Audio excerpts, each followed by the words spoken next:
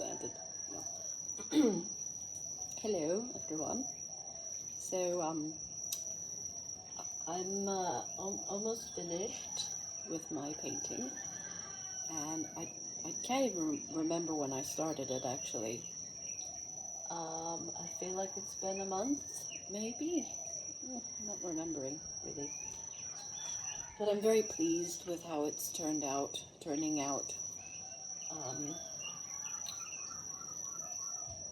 Yes, and this is me.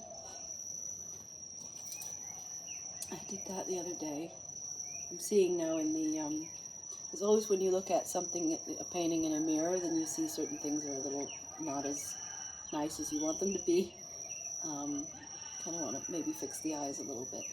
And I painted that from a reference of me, and then just started painting little, just messy stuff over top, and I really liked how it turned out. And then I did these little squares, and it's not finished yet. I think I'm going to paint these squares as like maybe little mini canvases, perhaps, and then glue little pieces of paper on top to give it some dimension. And then I'm wanting to like paint a figure there, but that's the canvas is covered, which is really fun for me to finally have it fully. This is the biggest piece of anything I've worked on in my life. I've never done anything this big. So I'm really liking how it's coming together, and I love how this face goes into this section, and everything's kind of moving together, because I did everything, of course, individually, and I started with this section with the eyes, did lots of eyes, then I did lots of hands, then I did this, then I did this, then I did this, then I did this, and so I had no idea what I was going to do when I started. And it basically, what happens for me is that I have a vision. That's the only way I can really describe it, is that I have a vision of what I want to do with a piece, and I never plan things out anymore. I used to sketch, and I would spend a lot of time sketching actually with pencil. Probably, actually maybe in the last 2 years, I was, like 2 years ago, I was sketching with pen and pencil. And it's only been in the last probably year or so that I've really gone into just not sketching, that I just draw directly with pen or with paint. And paint is a very different medium than drawing, than pens are. Paint is much more, requires you to be more free with it, which is something I'm not used to. I definitely need new brushes, because all of my brushes have like bristled, and because I'm not used to painting, and so I need to clean my brushes more. You don't have to be utterly silent, my love. He's right next to me. He tries to be quiet for me. Sweet. He tells me how I'm always being very noisy during his talks.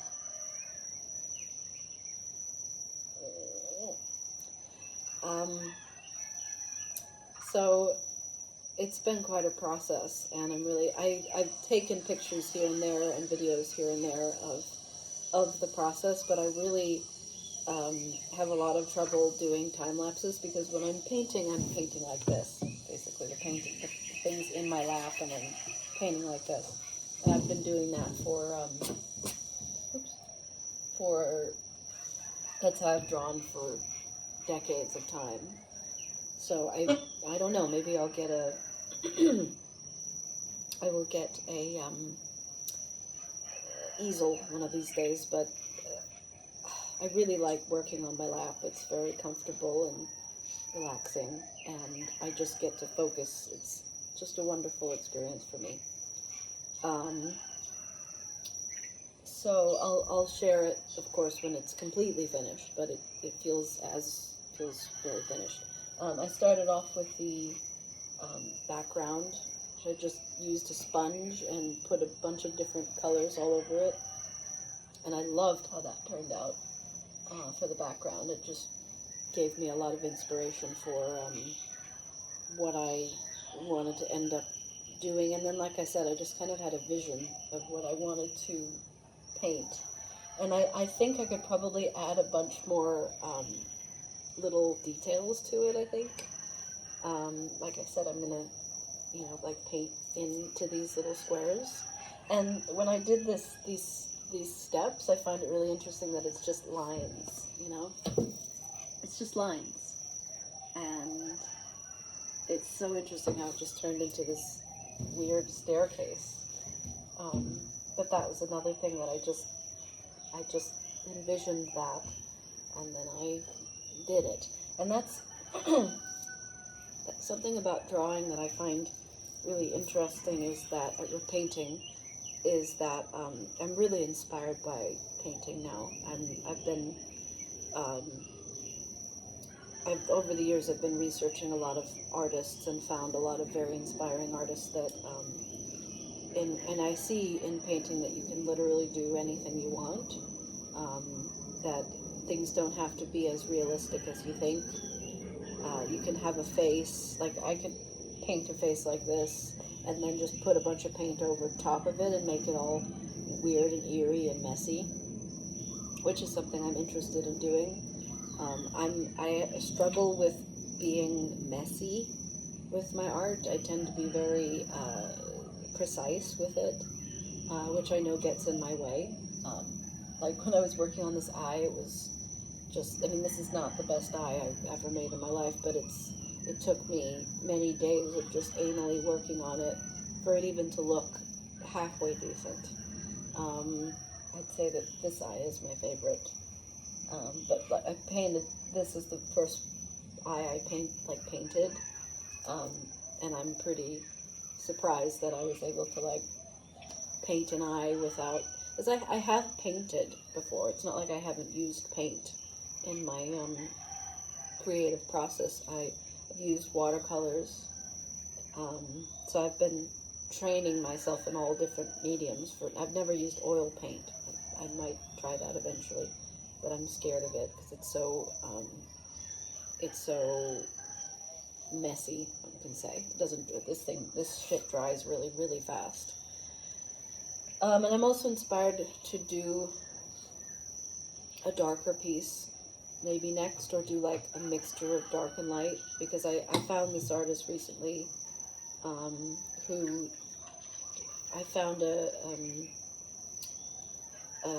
series of paintings that he did in which half of the canvas is black, and then there are these colorful figures kind of moving towards the viewer through the black, and it's really striking. To imagine maybe if this section was black, maybe, and then, which would be really scary for me to do now, because I really like that pink, but, these dark, have things in the painting be a little bit, certain aspects of it be a little bit darker, because there's not a single part. There's black here, there's a little black down here, but I don't use black. I tend not to use black, and I will get into,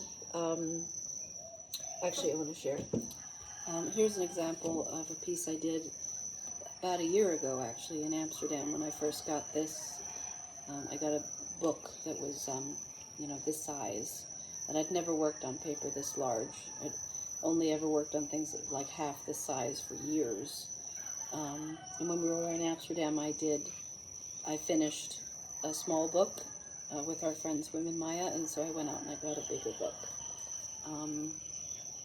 And this is the first piece I did, and I love this piece so much. I would really like to make this into a canvas piece, but it was the first time I'd actually been doing a lot of dark pieces before we got to Amsterdam. Sometimes I'll get into a dark phase where I'll do a bunch of dark paintings, in a row, and then I'll go back to doing really bright stuff. But this one, I didn't start out thinking I was going to do it all black and white, but it ended up, I think when I was showing it to Wim, he said, you know, don't add anything to it. It looks fantastic like that. So it's just all black and white, and it's all imaginary stuff. And I love this piece so much. And all these images of a person, these are Devin Townsend. Devin Townsend is another person I wanted to mention who's another big inspiration, musician-wise. If you don't know him, look him up. He's an incredible, like 50-year-old heavy metal singer and guitarist. He did the follow-up album to Passion and Warfare with Steve Vai called Sex and Religion, which is also another album that I absolutely adore. But he makes really weird faces when he sings, which I love. And he's bald also. So I think, which one did I start with? I think I started with this one. And I just took screenshots of him when he was singing, you know, doing a solo concert. And I just took little screenshots, and he makes these amazingly weird faces. Thoth has mentioned a few times that I don't draw him a lot, that I'll draw like Devin Townsend and James Swanton and whatever, and I don't draw him. I would like to draw him more, but I think the reason I don't draw Thoth so much is because he's so precious to me that I feel scared of screwing it up. I don't know. And then I did this one, and I did it all with pen, which I don't think I'd ever done that before. And I love this face. This is, you know, I didn't sketch it out, I didn't prepare it or anything. I just started drawing it with pen.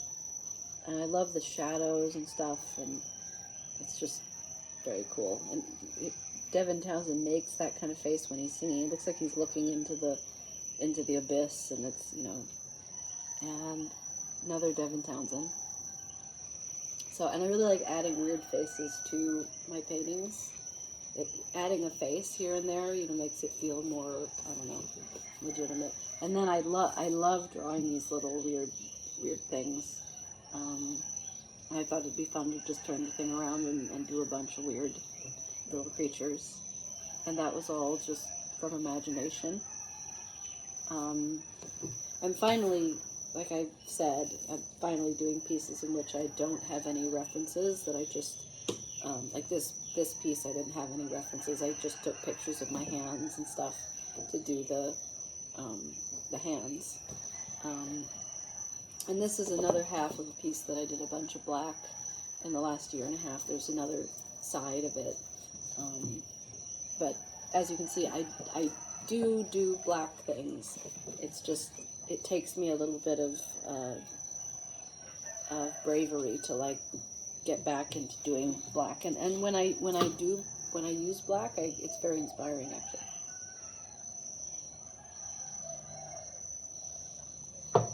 So anyway, that's the process with this piece. Something else I wanted to share. Oh, Mia, so sweet. She's lying next to Daddy's toes.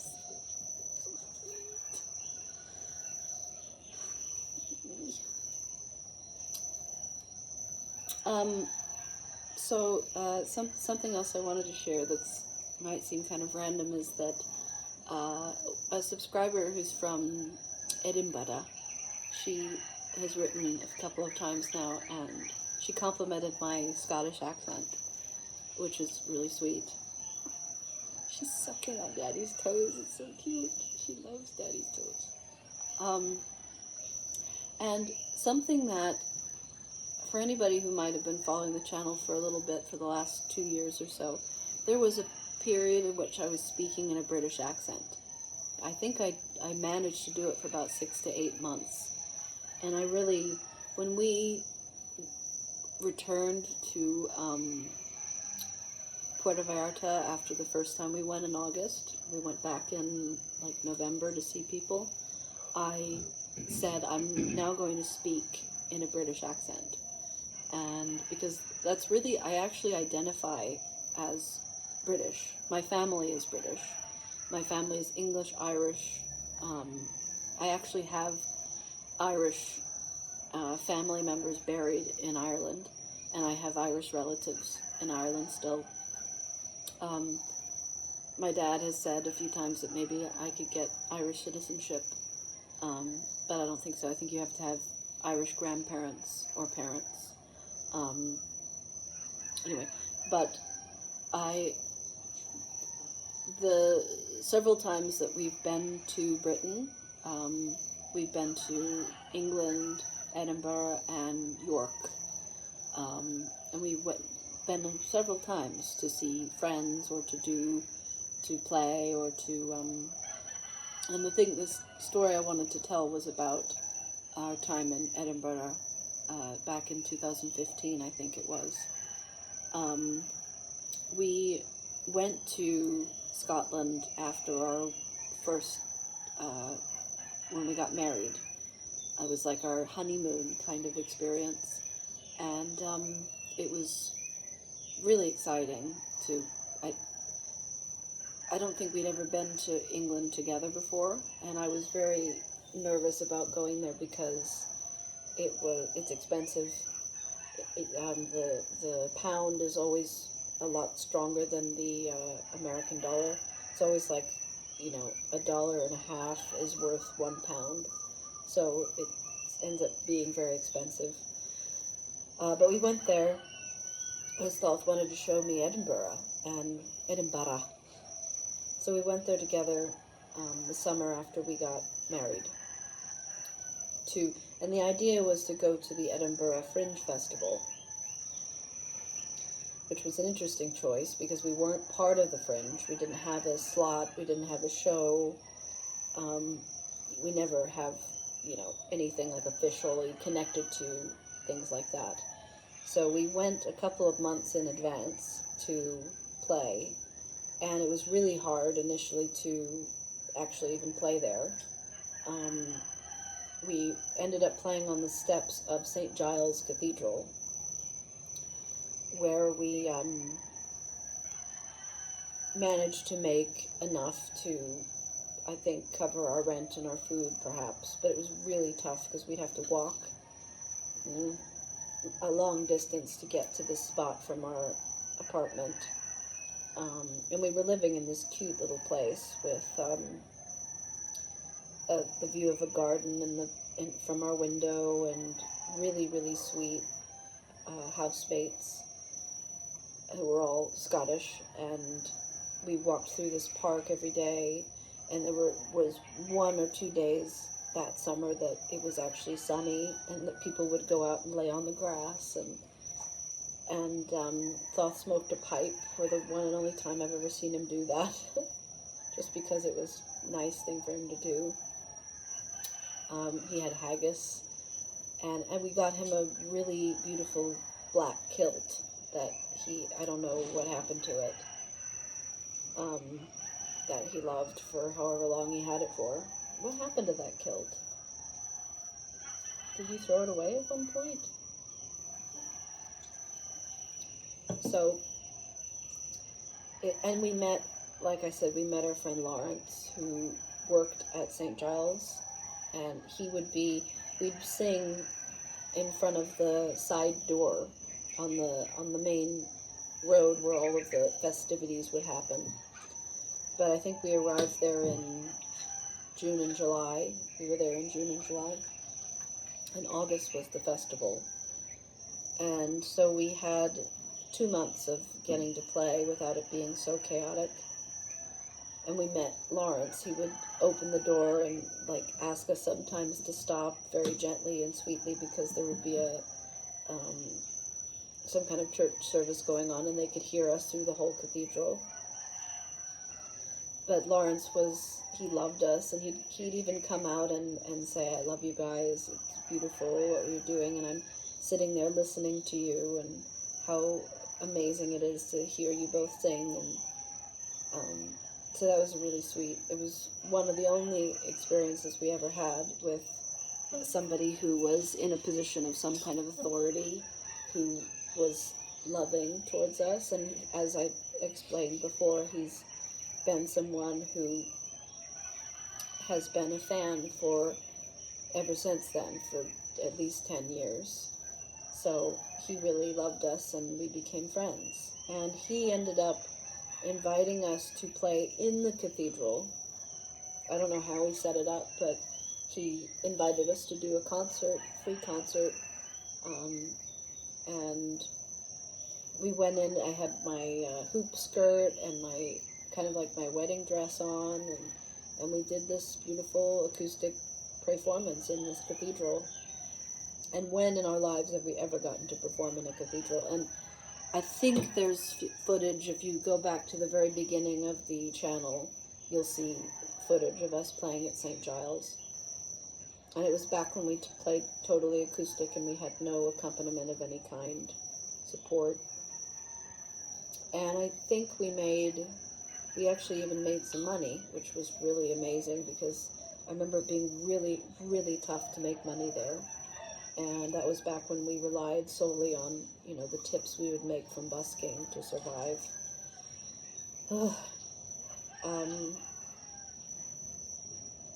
And it was quite an experience. And I think on the same day, it was one of the most amazing experiences of our lives, and also one of the most painfully difficult, all in one go. Because on the same day, I think that we went and we did this performance at St. Giles, we were headed out that very night to go to play at a festival in São Paulo, Brazil. And we were being flown there.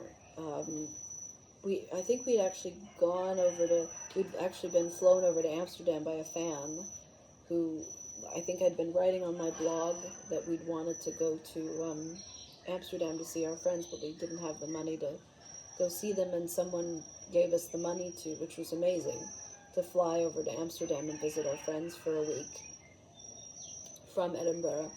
And we went and we did that, but it turned out that the flights to São Paulo, Brazil were going through Barcelona. It was going from Edinburgh to Barcelona, and then the international flight to Brazil. And it would have been really great if we had stayed just an extra week or so in Amsterdam and then taken the flight from Barcelona. I'm sorry. What I meant is that the flight to get to São Paulo, Brazil from Scotland was going from Scotland, from Edinburgh to Amsterdam to São Paulo, Brazil. So we could have just stayed in Amsterdam an extra week and then flown out from there. But instead we flew all the way back to Edinburgh because I think we didn't want to waste money on our rent or something. So we flew back and we did this performance at St. Giles, and then that night we were packing up to leave really early in the morning for this flight, and it ended up that Thoth couldn't find his passport, and it was one of the most horrifying moments that we've ever experienced. This was 10 years ago, and it was like one of the worst moments of our lives. Thoth was like, where's my passport? And it turned out that he was so frazzled when we returned back from Amsterdam. He was separated from me. Like back then we would each have our own passport when we went through the border of a country, and we both went into separate lines for some reason. And back then Thoth was really like chipper and talkative to the authorities, and they would say, so what are you doing here? And he said, oh, we're coming to play at the Edinburgh Fringe, ha ha ha. And they said, oh, I'm not sure if you can do that, because England, Britain, Scotland, all these places are very, very strict about all that kind of stuff. And so I was like, oh my God, why did you say that? Because when people ask me questions at borders, I just say, oh yeah, we're just coming here to just be here, and not to perform, because performance means you're going to make money and all that stuff. So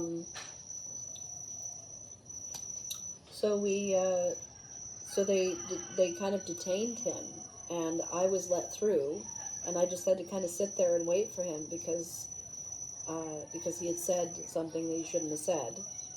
And they looked it up, and they had to like look it up to confirm that it was actually even legal for him to be able to do that, because they might have said, no, you can't come in and because you can't do that.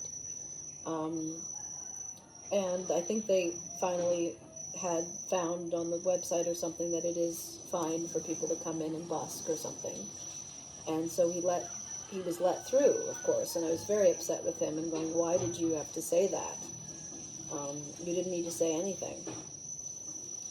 And because he was so frazzled, I guess, that they hadn't given him his passport back, or he just left it on the desk at the border, and he didn't get his passport. And so when a week later, when we were supposed to fly out, he didn't have his passport. And I had mine, and I could have gone, but there was no way I was going to fly, hundreds of miles away from him to a different country to do a festival by myself. That wasn't even I was 25 years old or something, so I wasn't going to do that. And the festival people who had organized it, they ended up saying that you guys are like the star of this festival, and we'll do whatever we can to make sure you can get here. And it ended up that they tried everything. We were on Skype with them, talking to them, calling them. They were trying to get us an emergency passport. At one point they said, just go to the airport and try to get on the plane. And we tried for several days to make it work so we could get there. And then it became that there was no way we were going to be able to. And it would only have been if we had realized just, that day that he had left his passport there, that we went and got an emergency passport for him and then got to the festival. So it was like on the same day that we did this incredible performance at St. Giles, which we'd never done anything like that before in a cathedral. And the acoustics were so incredible, and we were so happy, and we'd even made money. We had to use that money that we'd made instead of being in São Paulo, Brazil, and having nice meals and seeing all these beautiful people, because we'd been invited to this same festival 2 years prior to that in 2010. That was actually how we escaped. That's how we got out of the EU that first year that we traveled. We ended up getting invited to a festival in São Paulo, Brazil. It was a underground. It was called Sounderground, and it was this amazing 5-day street performance festival in the subway system. And the people loved us so much. The Brazilian people would just scream and cheer and clap and dance with us. It was just a phenomenal experience. And we'd gotten paid money to do it, and we had these lovely meals and met all these beautiful, interesting performers, none of which were as unique as we were, of course. And I think the guy who ran the festival had known Thoth through many years of following him through his performances in Central Park, and so we were so excited to be able to go. We were invited 2 years later to do the same festival, and it was just totally heartbreaking that we couldn't go, and it was a loss of money. It was a loss of an experience. It could have been the most incredible summer of our lives, and it ended up being the most horrible thing that had ever happened. And I cried as I'd never cried in my life, just both falling on the floor, just oh my God, we've just lost this amazing opportunity. So that was our experience in Edinburgh. That was really traumatic, and we haven't been back since. I also got to meet James Swanton. We took a 10-hour bus ride to London from Edinburgh to see him do a performance in the theater. It was, what was it called? It was a Philip Glass opera, actually, and he was playing a speaking role. It was amazing to see him, and I got to meet him for the first time, and we'd been talking for maybe 7 years before we actually got to meet. And so that was an incredible experience. And then we did our second perform. We flew from Edinburgh to New York City, and then we're taken to Martha's Vineyard for our big performance of Eshanie that we'd been working on all year. Or no. That was, we got to do our first performance in Martha's Vineyard, I think. I'm not remembering. It's all messed up. So that's another story of like a really difficult experience that we had. It could have been so incredible. We've had so rare experiences of actually being invited to a festival. I mean, that festival we did in Edinburgh was like the only festival we've ever been invited to play at in 15 years of time. Shocking, I know, because you would think that we would be perfect for busking festivals and all of that kind of stuff.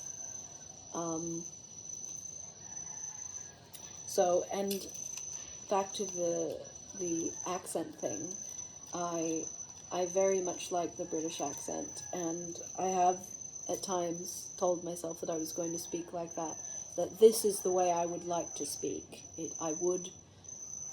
It's hard to keep myself in that kind of space, to commit myself to speaking in this way is very difficult, because it's not the way I naturally speak, and it's very easy for me to go back into talking like this. I don't like this accent. I don't like the American accent at all. I've never liked that. I like this way of speaking so much more, and I feel much more connected with this way of speaking. It goes back to my ancestry, and whenever we are in England or in Scotland, and I really would like us to be able to go to Ireland someday and see where my family lived and all that. I always will start speaking this way, but the thing that I've found that happens is that people will say, "Oh, you're British," and then I feel like I have to. What I would want to say is like, "No, I'm American. I've just chosen to speak this way."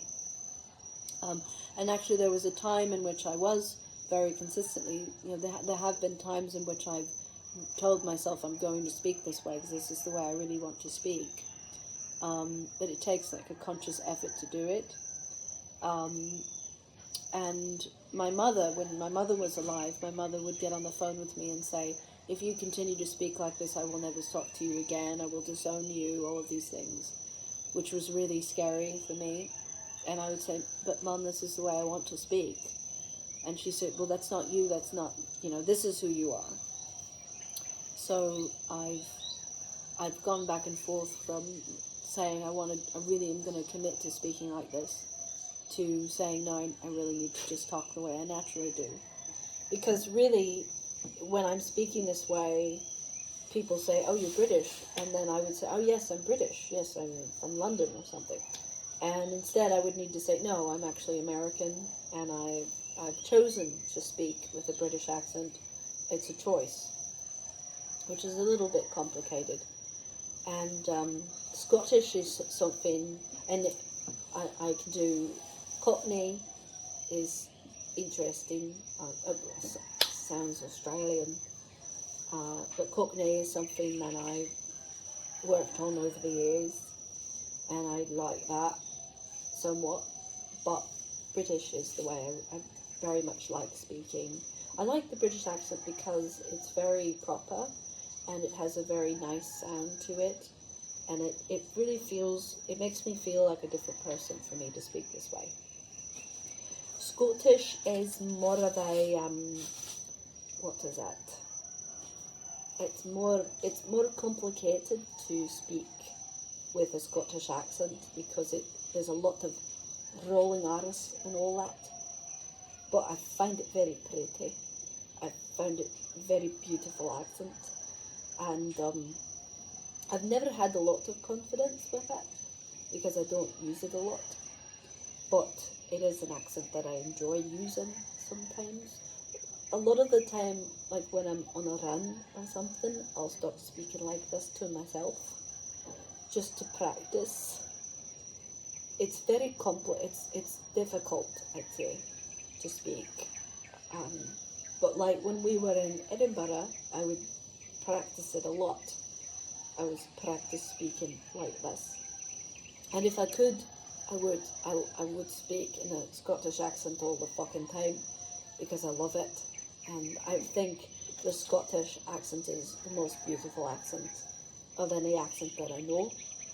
British accent is more simple. Scottish is much more harsh, and you have to be very enunciated. It has weird accents and shit, and the pronunciation is strange. A lot of the time, when you speak to actual Scottish people, you can't fucking understand what they're fucking saying because their accent is so thick. So, yes. So it's, and for me to speak the way I naturally speak as opposed to speaking in a Scottish accent, it's very difficult. So I don't know if I would, but like, for example, there was a girl here that I met who was Scottish, and the moment she started speaking like this, I immediately started speaking in a Scottish accent, and she said, "Oh, you're Scottish too?" I said, "No, I'm American. I just like the fucking Scottish accent. It's beautiful." And I feel like whenever I'm around people that speak in a certain way, like Irish people or English people or Scottish people, I'll start speaking like that. So I tend to speak the way that other people speak around me. That was kind of the way that I would explain why I was speaking like this, is that, well, I've been in England a lot and I've spoken that way a lot, so I tend to kind of, or I tend to speak the way that other people are speaking around me. Like I said, whenever we're in England, I would just speak in an English accent, just because that's how everyone is speaking, so I speak that way. Because I've not been living in the United States for so long that my accent changes depending on where I am.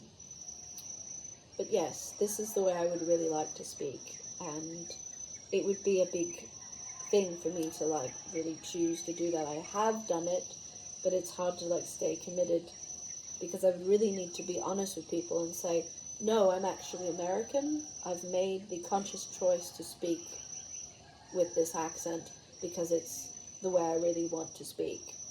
But just in the same way that I've chosen to shave my head, to dress in a certain kind of way, to present myself in a certain kind of way, I can choose to speak how I want to.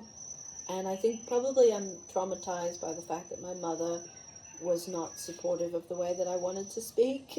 You know, it feels actually, for me to speak this way feels like a lot like coming out and saying like, this is the way I really want to speak. And if I could, and if I chose to, I would speak like this all the time.